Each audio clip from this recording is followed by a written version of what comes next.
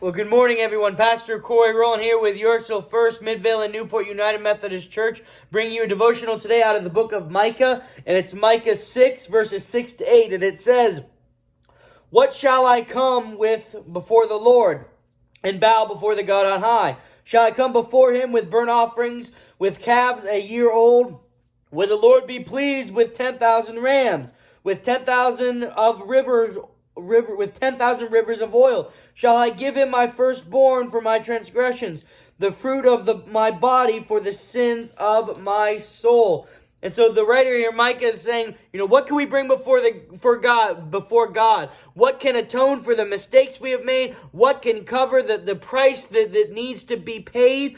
I mean, does it really sound like the Lord needs more stuff? Do you think the Lord needs sacrifice? Do you think the Lord needs more calves to be slaughtered?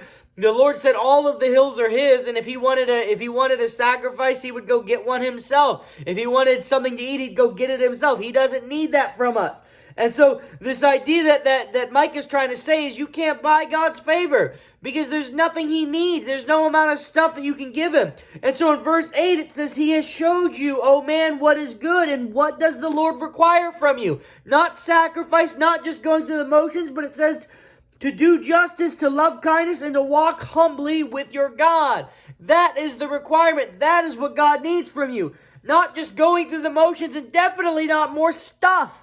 We cannot buy God's favor. We cannot curry God's favor by trying to do stuff for him, because he doesn't need us for any of that.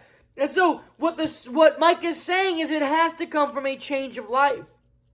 You see, Jesus died. He paid the price for us, and our response then ought to be to live for Christ, to live for God. Not just trying to go through the motions, not just saying, "Lord, I'll give you 1 hour on Sunday," and that should be enough for you. That should be favorable to you, but to give him everything, to truly change our lives for him, to love kindness, as it says, to do justice, and to walk humbly after our God. That denotes a change of life, to turn from the way you were and turn to him. Amen.